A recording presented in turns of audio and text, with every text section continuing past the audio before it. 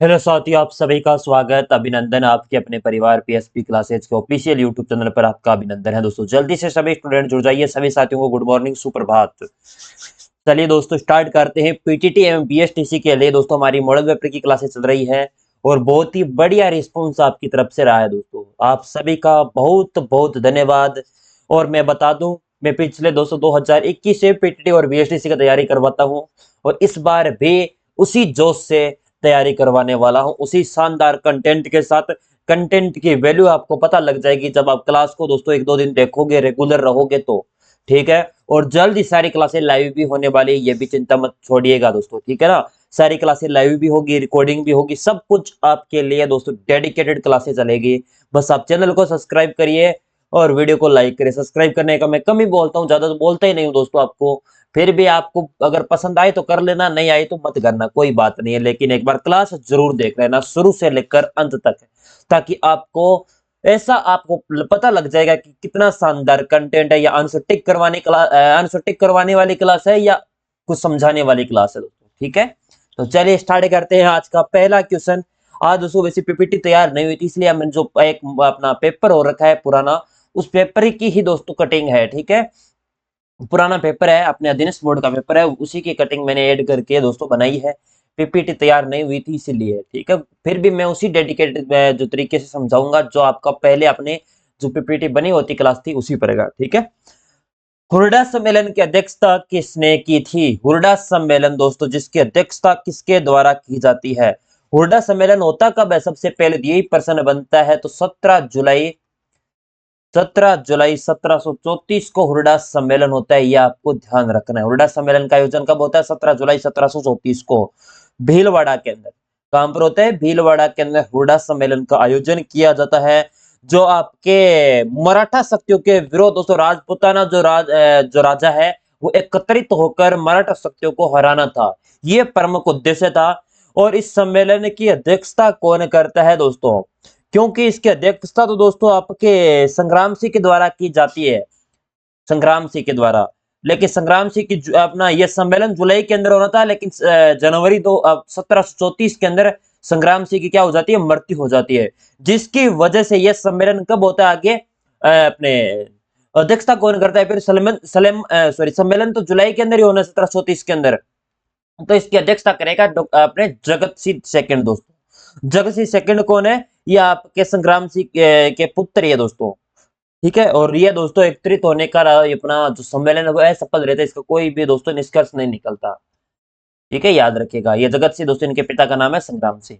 और इनके द्वारा इनकी योजना तो इनकी बनाई जाती है, संग्राम सिंह सेकंड की। लेकिन अध्यक्षता कौन करते? जगत सिंह सेकंड। जोधपुर के निकट ओसिया में मंदिर का निर्माण करवाया। ओसिया के मंदिरों में निर्माण करवाने वाले कौन थे? राठौड़ों द्वारा, प्रतिहारों द्वारा, कच्छों द्वारा या चौहानों द्वारा? ओसिया के अंदर जो मंदिर है उनका निर्माण करवाने वाले आपके कौन थे? वो थे आपके प्रतिहारों के द्वारा इसका निर्माण करवाया जाता है। किस हत्याकांड को गांधी जी ने दोहरी डायरशाही की संज्ञा दी? नीमड़ा, निमुचना, गोविंदपुरा, डाबड़ा। यानी कौन सा हत्याकांड था जिसको गांधी जी ने कहते हैं कि डायरशाही की संज्ञा देते हैं? तो डायरशाही की संज्ञा देने वाला दोस्तों आपके निमोचना हत्याकांड। और निमोचना हत्याकांड कब होता है? 13 मई 1925 को निमोचना हत्याकांड होता है। इसके अंदर दोस्तों किसानों की सभा चल रही थी। ये निमोचना स्थान कहां पर है? आपके अलवर के अंदर, बानासुर तहसील है, वहां पर आपका स्थान है। और किसानों की सभा चल रही थी। इसके अंदर दोस्तों छज्जू सिंह कमांडर था, जिनके द्वारा गोलियां चला दी जाती है। और गोलियों के अंदर 50 लोगों की क्या मृत्यु हो जाती है और 1600 लोग इसके अंदर शहीद हो जाते हैं। सॉरी, 50 लोगों की दोस्तों मृत्यु, वो शहीद ही होते हैं ना। और आपके 1600 लोग घायल। मुझे आज क्या बोल रहा हूँ, क्या सुन रहे हैं? ठीक है। 50 लोगों के शहीद हो जाते हैं यहाँ पर और 1600 लोगों की इसके अंदर घायल हो जाते हैं। ठीक है, मैंने उल्टा बोल दिया। 50 लोगों की अपने मृत्यु हो गई, 1600 शहीद हो गए। शहीद अपने 50 मृत्यु हुई जिनकी, और घायल कितने? 1600। ये कथन निष्कर्ष में पूछा जा सकता है कि कितने लोगों की मृत्यु हुई, तो वैसे डायरेक्ट तो नहीं पूछा जाएगा प्रश्न। राठौड़ शासक जो 52 युद्धों के नायक और 58 परगनों का स्वामी रूप में प्रतिष्ठित माना गया। चंद्रसेन, मालदेव, मानसिंह या जोध सिंह? यानी राठौड़ शासक जो 52 युद्धों के नायक और 58 परगनों का स्वामी,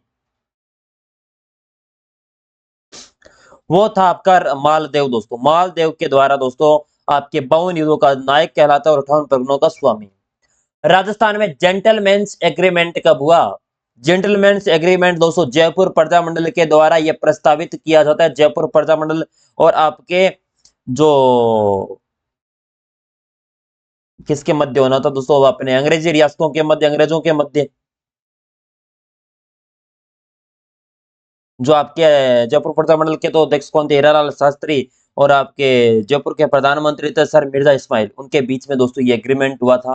और ये एग्रीमेंट कब होता है? सितंबर 1941 के अंदर दोस्तों। ऑप्शन नंबर बी एकदम सही हो जाएगा। 1942, 41 नहीं है, 1942 है ना। सितंबर अपने 1942, ऑप्शन सी आपका एकदम सही हो जाएगा। जिसके तहत आपके जयपुर रियासत भारत छोड़ो आंदोलन के अंदर भाग नहीं लेने का निर्णय होता है।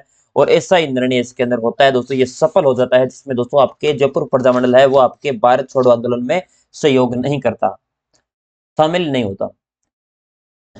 ब्रोच गुर्जर नामक एक ताम्रपत्र के आधार पर राजपूतों को युची जाति का वंशज मानते हुए इनका संबंध कुषाण जाति से जोड़ा गया। George Thomas, Cunningham, doctor B R Bhandarkar दोस्तों, डी आर, और इनमें से कोई नहीं। ये दोस्तों कनिंघम। कनिंघम कहता है कि इनकी दोस्तों कहां से हुई? कुषाण जाति से। लेकिन अगर पूछी जाए राजपूतों से दोस्तों उत्पत्ति किससे बताई है? भंडारकर ने ब्राह्मणों से। कुषाण से बताइए कनिंघम ने, जो आगे जाति से राजपूतों से जोड़ दिया। लेकिन डॉक्टर डी आर भंडारकर कहते हैं कि राजपूतों की उत्पत्ति कहां से होती है? ब्राह्मण से। मेवाड़ के सिसोदिया वंश की कुलदेवी है घेवर माता, चौथ माता, बाण माता या भंवर माता। जो मेवाड़ के सिसोदिया हो गए और मेवाड़ के गुहिल, मेवाड़ के ही गुहिल है दोस्तों। गुहिलों का शासक भी मेवाड़ ही रहा है। और सिसोदिया इनकी मुख्यतः बाण माता ही है दोस्तों आपकी अपने कुलदेवी। और बाण माता का मंदिर बना हुआ है दोस्तों कहां पर? नागंदा, उदयपुर। सन्यासियों का सुल्तान किसे कहा जाता है? सन्यासियों का सुल्तान कबीर शाह, संत हमीमुद्दीन नागौरी, ख्वाजा फखरुद्दीन को, संत अब्दुल्ला पीर को। सन्यासियों का सुल्तान दोस्तों, सन्यासियों को सुल्तान आपके संत हमीमुद्दीन नागौरी को कहा जाता है, जो आपके ख्वाजा मोइनुद्दीन चिश्ती के क्या थे? अपने शिष्य थे।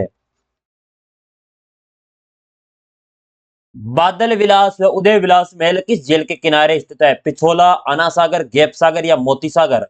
बादल विलास और उदय विलास महल किस झील के किनारे आपके बने हुए हैं? यह आपके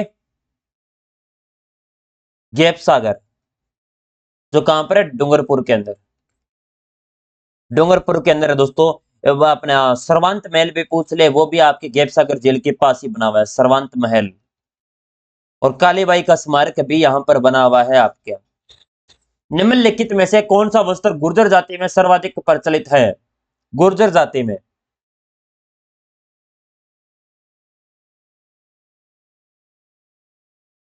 गुर्जर जाति में देखा जाए तो आपका जो अग्रकी है ना, यह सर्वाधिक क्या है? प्रचलित है। अग्रकी पुरुषों द्वारा अपने जो कमर है ना उससे ऊपर पहना जाने वाला आभूषण होता है, सॉरी वस्त्र होता है, जिसमें आपके क्या लगे होते हैं? जेवड़े लगे होते हैं। आत्म सुख क्या है? आत्म सुख दोस्तों आपका बताओ। आत्म सुख इसे पछौड़ा भी कहते हैं। पुरुषों के ओढ़ने का जो मोटा वस्त्र है ना उसे आत्म सुख कहा जाता है। और जो बिरचेस है, ये क्या चीज है? चूड़ीदार पायजामा। चूड़ीदार जो पायजामा होता है उसे दोस्तों बिरचेस कहते हैं। चोगा किसे कहते हैं? चोगा आपके जो जामा के ऊपर पहना गया बिना बहाव वो का काला वस्त्र, जो शहरी जनजाति में अग्रकी का सलूका दोस्तों। पंजीरी राजस्थान के किस त्योहार पर प्रसाद के रूप में बांटी जाती है? दीपावली, होली, आकातीज, कृष्ण जन्माष्टमी।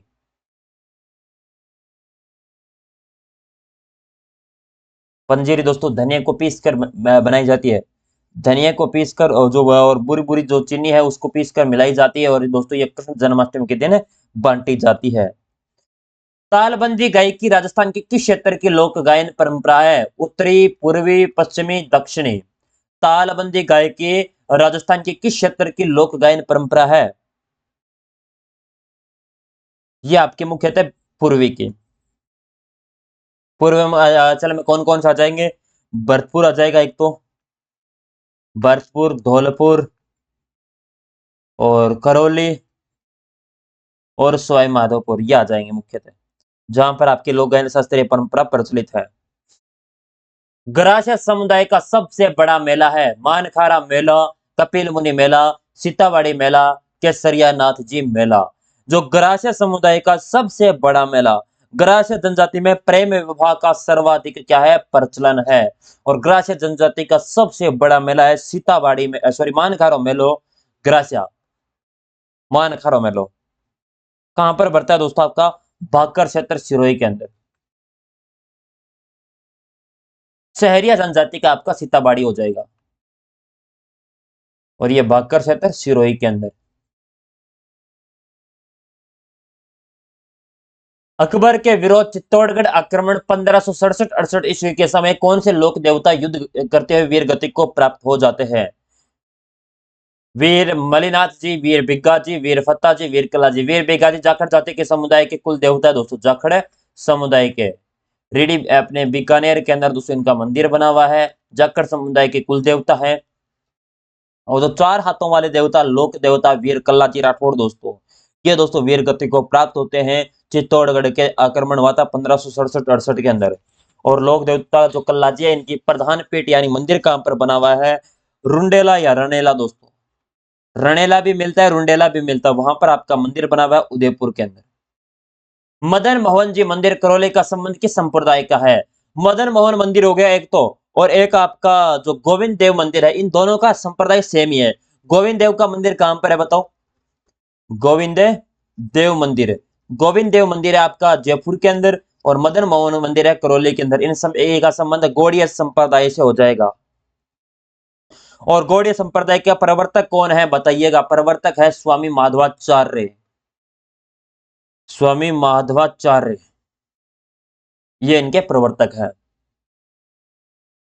किस शासक के काल में शिकार का चित्रण कोटा शैली का प्रतीक बना? जौहर सिंह, सावंत सिंह, माधो सिंह, उमेद सिंह। यानी जो आपका शिकार का चित्रण कोटा शैली के अंदर किस शासक के समय?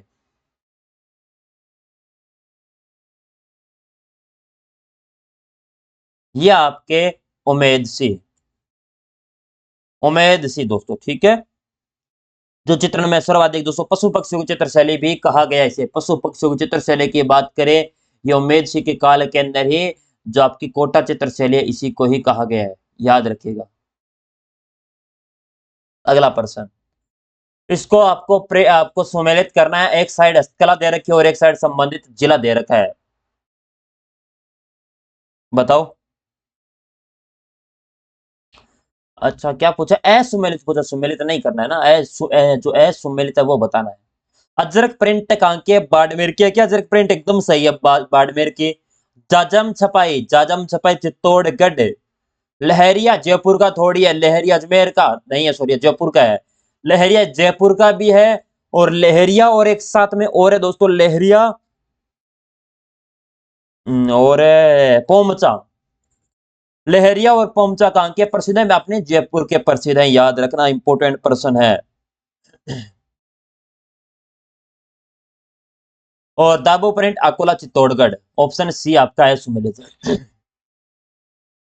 राजस्थान बोलियों का वैज्ञानिक अध्ययन करने वाला पहला विद्वान था? गौरीशंकर हीराचंद ओझा, जी ए ग्रेसन, कर्नल जेम्स टोड, कविराज श्यामलदास।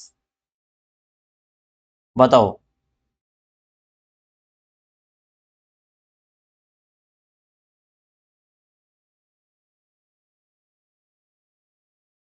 राजस्थान की बोलियों का वैज्ञानिक अध्ययन करने वाला, यह दोस्तों आपका हो जाएगा जी ए ग्रेसन दोस्तों, ठीक है। वैज्ञानिक अध्ययन इनके द्वारा ही किया गया था, और कब किया गया? ऑप्शन बी, और 1907-8 के अंदर दोस्तों, 1907-8 के अंदर। इनकी पुस्तक थी दोस्तों linguistic survey of India, linguistic survey of India, survey of India, ये इनकी पुस्तक थी। निम्नलिखित में से किस जिले की आकृति त्रिभुजाकार है? टोंक, दौसा, अजमेर, चित्तौड़गढ़। त्रिभुजाकार, त्रिभुजाकार की आकृति से देखा जाए तो अजमेर की आकृति किस प्रकार की है? त्रिभुजाकार। अब आप बताओगे सर किसी टोंक की आकृति किस प्रकार है? टोंक की आकृति है पतंगाकार। और दौसा की आकृति किस प्रकार हो जाएगी? धनुषाकार। धनुषाकार दौसा की, और चित्तौड़गढ़ की हो जाएगी घोड़े की नाल के समान।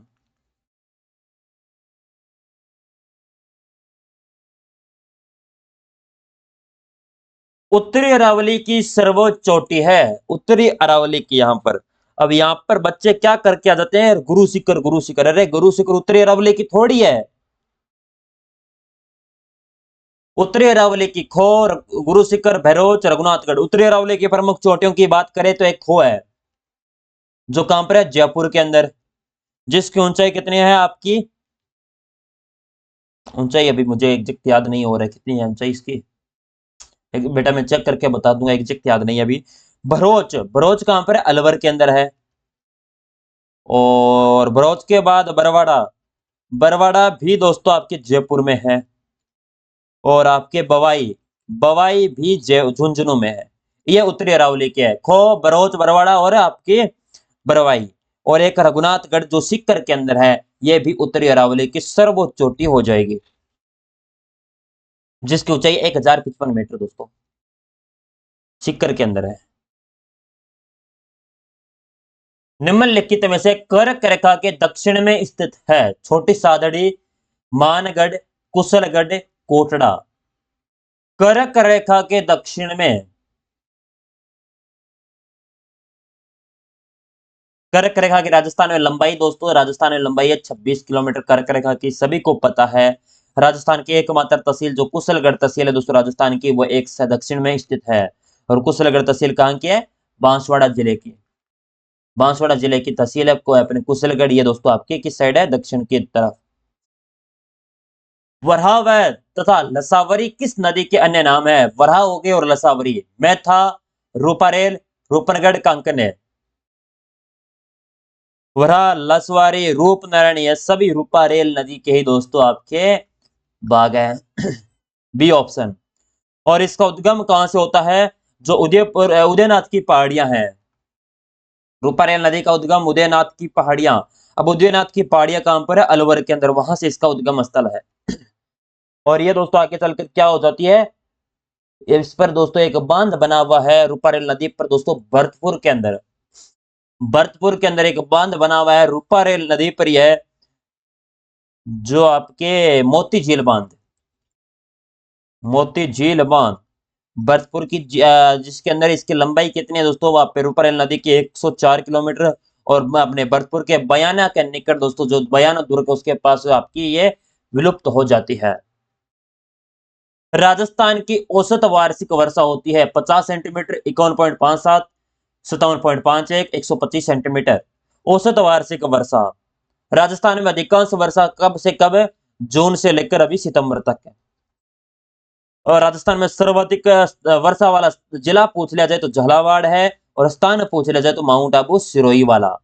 याद रखना, सर्वाधिक वर्षा वाला स्थान झालावाड़, सॉरी जिला अपने झालावाड़, और स्थान में कौन सा हो जाएगा सर्वाधिक है, आपका माउंट आबू सिरोही, 57.51 सेंटीमीटर। निम्नलिखित में से जेत सागर झील किस जिले में स्थित है, धौलपुर, बूंदी, प्रतापगढ़, झुंझुनू। जेत सागर झील धौलपुर के अंदर तो राम सागर तालाब से आई है दोस्तों, ठीक है। प्रतापगढ़ के अंदर तेज सागर है।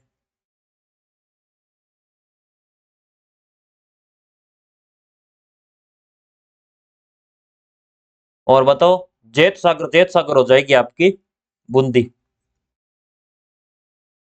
राजस्थान में शारिया मर्दा का विस्तार है, शारिया मर्दा, जिसे दोस्तों आपके क्या कहते हैं, रहे, उसर, कल्लर, चौपेन, लवणीय है दोस्तों, नाम याद रखना। अपने शारिया मर्दा को कहते हैं, रहे कहते हैं, उसर कहते हैं, कल्लर कहते हैं। और इस मृदा का निर्माण दोस्तों कैसे होता है, लवणीय पदार्थों की अधिकता से दोस्तों, लवणीय जो पदार्थ है इसकी अधिकता से होता है इसका निर्माण है। और इसका विस्तार के देखा जाए तो खारे पानी की जो जिले है वहां पर सर्वाधिक इसका विस्तार हो जाएगा। खारे पानी की जिले आपके नागौर में है, बीकानेर में, फलोदी में, और देखा जाए सांबर हो गई, इन जिलों में उपरोक्त सभी। और मृदा सर्वाधिक अनुपजाऊ दोस्तों यही होती है, अनुपजाऊ की दृष्टि से लवणीय मृदा ही आपकी कम अनुपजाऊ होती है, सर्वाधिक अनुपजाऊ, सॉरी कम नहीं, सर्वाधिक। वर्ष 2011 की जनगणना के अनुसार न्यूनतम जनसंख्या वृद्धि दर किस जिले की है? न्यूनतम पूछी जाए तो किसकी है? सर्वाधिक याद रखना, सर्वाधिक है बाड़मेर की। कितनी है? 32.5। और न्यूनतम पूछ ली जाए तो श्रीगंगानगर की 10%। जनगणना 2011 के अनुसार क्रमशः भारत एवं राजस्थान की नगरीय जनसंख्या का प्रतिशत क्या है?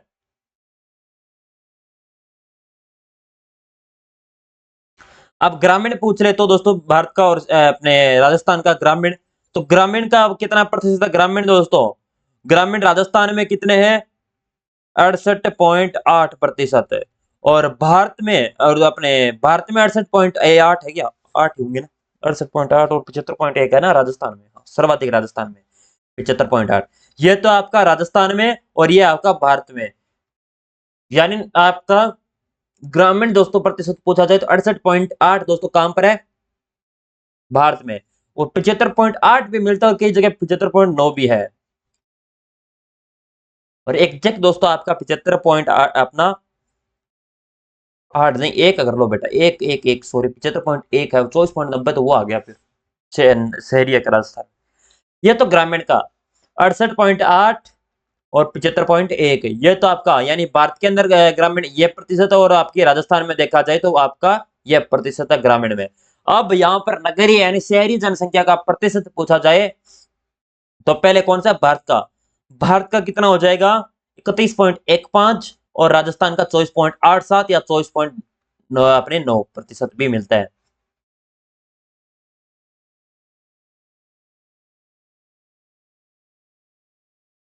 बेणेश्वर धाम किन अपने, एक मिनट काम पे चला गया ये,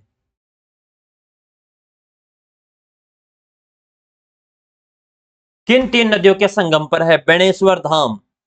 सोम माही पार्वती, माही कोठारी पार्वती, सोम जाखम पार्वती, सोम माही जाखम।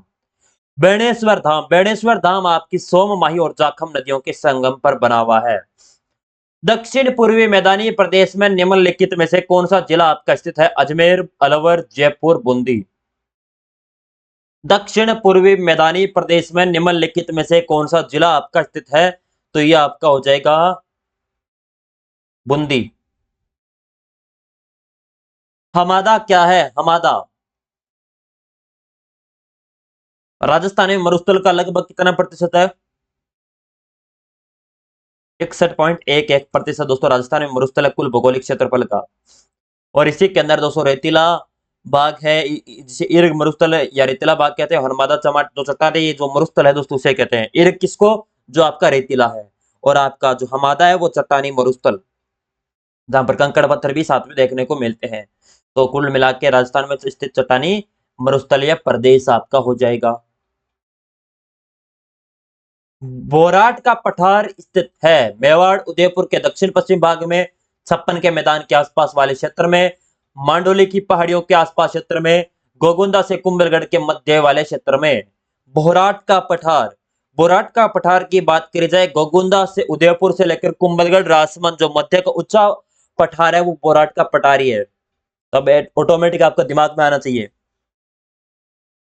यानी अपने महाराणा प्रताप की जन्मस्थली से लेकर आपके राज्याभिषेक तक, या आपके क्षेत्रीय तक। राजस्थान का सूचना आयोग का गठन कब होता है? राजस्थान में सूचना आयोग, प्रथम सूचना आयुक्त पूछ लिया जाए, प्रथम सूचना आयुक्त कौन है? प्रथम सूचना आयुक्त बने थे आपके एम डी कोरानी, एम डी कोरानी। ये तो आपके बनते हैं पहले आपके सूचना आयुक्त है। और राजस्थान में सूचना आयुक्त का जो मुख्यालय है वो पूछ लिया जाए तो जयपुर के अंदर है।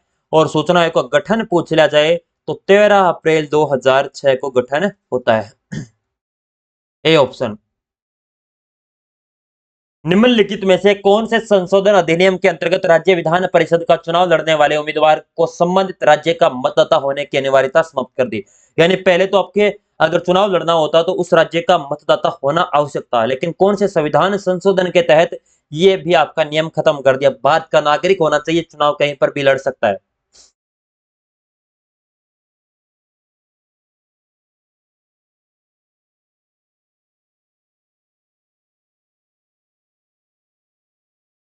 ये दोस्तों आपके जन प्रतिनिधि अधिनियम 2003 एग्जैक्ट पूछ ले 28 अगस्त 2003, जिसके तहत कहीं का भी नागरिक हो सकता है। थोड़ा गला खराब है थोड़ा सा दोस्तों आपको। निम्नलिखित में से कौन से अनुच्छेद के तहत राज्य के पास धन विधेयक और अनुदान की मांगों को सिफारिश करने की शक्ति है? यानी आपके पास धन विधेयक को अनुदान की मांगों को सिफारिश करने की शक्ति पूछी आपसे।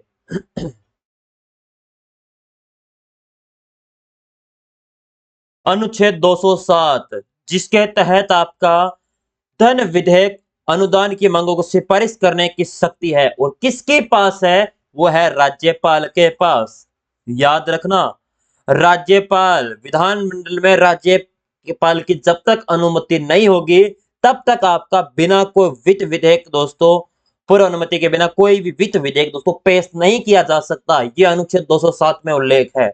अब आप कहोगे सर अनुच्छेद 208 का संबंध किससे है? अनुच्छेद 208 का प्रक्रिया के नियम से है। अनुच्छेद 202 का संबंध पूछ लिया जाए, वार्षिक वित्तीय विवरण का अनुच्छेद 202 में है। अनुच्छेद 161 में पूछ ले, क्षमादान की शक्ति जो आपके राज्यपाल के पास है, मृत्युदंड को राज्यपाल माफ नहीं कर सकता, केवल आप क्षमादान की शक्ति है इसके पास। राज्यपाल के पद की अहर्ताओं के संबंध में निम्नलिखित में से कौन सा कथन असत्य है? असत्य पूछा है, यहां पर थोड़ा सा ध्यानपूर्वक आंसर देना है आपको। राज्यपाल संसद व राज्य विधानमंडल का सदस्य नहीं होना चाहिए दोस्तों, एकदम सही है। यदि वह किसी भी सदन का सदस्य हो तो राज्यपाल के पद की शपथ लेने के बाद उस सदन से उसका स्थान रिक्त माना जाता। एकदम सही। कार्यकाल के दौरान उनकी आर्थिक उपलब्धियां व भत्तों का संसद के द्वारा कम किया जा सकता है। संसद कम कर सकते हैं क्या? नहीं कर सकती संसद। ऑप्शन सी, राज्यपाल अपने कार्यकाल के दौरान अन्य किसी भी प्रकार का पद धारण नहीं करेगा दोस्तों, यह भी सही है। कुल मिला के ऑप्शन सी। सूचना के अधिकार के तहत जीवन या स्वतंत्रता से संबंधित सूचना कितने समय में उपलब्ध करवानी होती है? अब आपको एक नाम सुना होगा आरटीआई, आप कहते हो ना सर आरटीआई लगाई हमने, तो आरटीआई एक्ट कब का है? आरटीआई एक्ट है 2005 का, जिसके तहत कोई भी सूचना आपको चाहिए तो 48 घंटे में उस सूचना अवेलेबल करवानी पड़ेगी। जो आरटीआई एक्ट के तहत प्रत्येक नागरिकों को सूचना देने का अधिकार सर्वप्रथम किसको दिया गया था? ये बताओ सर्वप्रथम, पहला प्रश्न। यानी सर्वप्रथम आपका अधिकार दिया गया था 1766 के अंदर। स्वीडन देश है जिसके द्वारा सर्वप्रथम आपके सूचना के अधिकार का प्रावधान उन्हीं के द्वारा अधिकार प्राप्त किया जाता है। और राजस्थान में पूछा जाए या भारत सरकार के द्वारा, मनमोहन सिंह सरकार थी उस टाइम 2005 के अंदर, राज्य सूचना अधिकार 2005 में जिसे आंशिक रूप से अपने जो 15 जून 2005 को लागू किया और इस अधिनियम को पूर्णतः लागू दोस्तों 12 अक्टूबर 2005 को किया गया। आंशिक रूप से 15 जून 2005, अधिनियम कब का? 2005 का। राजस्थान ऊर्जा विकास निगम लिमिटेड का मुख्यालय स्थित है अजमेर, जोधपुर, जयपुर, कोटा। राजस्थान ऊर्जा विकास निगम लिमिटेड जिसकी स्थापना कब होती है? राजस्थान ऊर्जा विकास निगम लिमिटेड की 4 आपके दिसंबर 2015 को।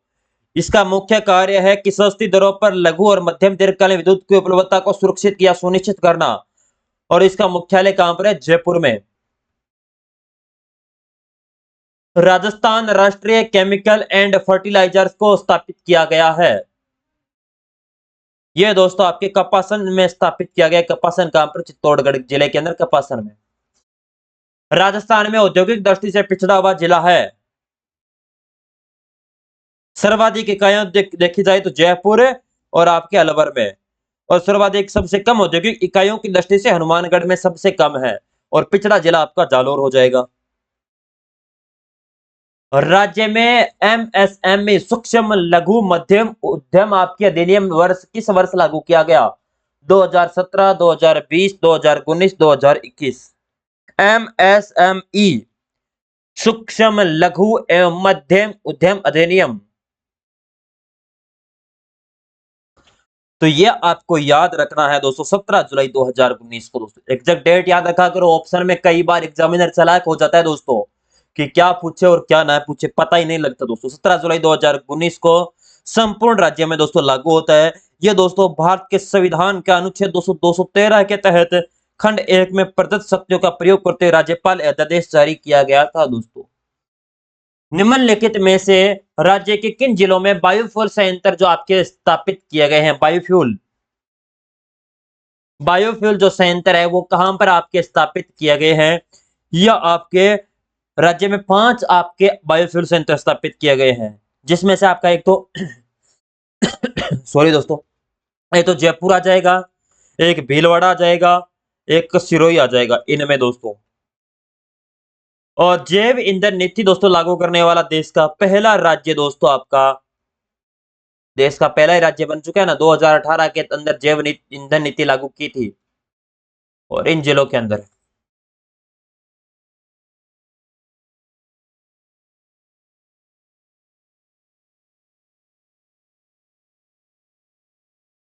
ऑल इंडिया इंटर यूनिवर्सिटी पुरुष क्रिकेट प्रतियोगिता का खिताब जीतने वाली राज्य की पहली यूनिवर्सिटी कौन सी है? यानी ऑल इंडिया इंटर यूनिवर्सिटी पुरुष क्रिकेट प्रतियोगिता का खिताब जीतने वाली राज्य की पहली यूनिवर्सिटी यह आपकी हो जाएगी दोस्तों जेजेटी यूनिवर्सिटी झुंझुनू के अंदर है, जिनके द्वारा पुरुष वर्ग के अंदर दोस्तों आपकी जीती है। हाल ही में राजस्थान सरकार ने पायलट प्रोजेक्ट के तहत किस जिले में मुख्यमंत्री वाउचर योजना शुरू की है? माओ वाउचर योजना के तहत दोस्तों आपके 12 भरतपुर और फलौती के अंदर दोस्तों इसे लागू किया जा चुका है, यानी इन जिलों के अंदर दोस्तों यह लागू की गई है, जिसमें आपके महिलाओं की जो गर्भवती महिलाएं हैं इन्हें सोनोग्राफी की सुविधा दोस्तों निःशुल्क उपलब्ध करवाना। हाल ही में राज्य में स्कूली शिक्षा को दिव्यांग बच्चों और वंचित छात्रों के घरों तक बिना इंटरनेट और बिना स्मार्टफोन पहुंचाने के लिए कौन सी शैक्षणिक हेल्पलाइन शुरू की गई है? School at home, special school, school for you, education at home.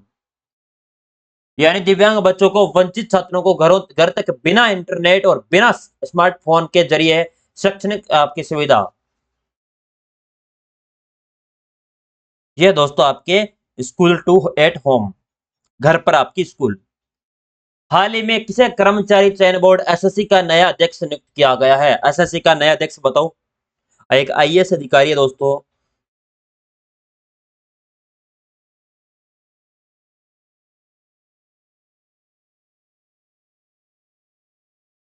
SSC जिसकी स्थापना दोस्तों 4 नवंबर 1975 के अंदर दोस्तों की जाती है, स्टाफ सिलेक्शन कमीशन दोस्तों, जिसका दोस्तों आपके पूर्ण रूप से दोस्तों इसका जो आपका नाम है ना, कर्मचारी चयन आयोग, यह दोस्तों 26 सितंबर 1977 को किया गया था। पहले दोस्तों एक प्रस्ताव रखा गया था दिनेश सेवा आयोग के द्वारा। और एसएससी के वर्तमान में दोस्तों कौन अध्यक्ष है?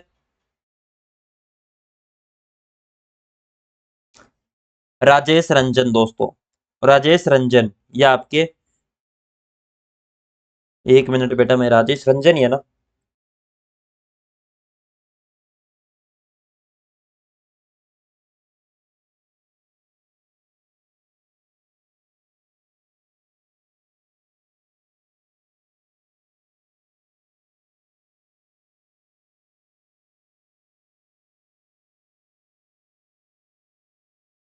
उन्नीस सौ बानवे के अंदर दोस्तों लगे थे बैच के आईएएस अधिकारी राजेश रंजन।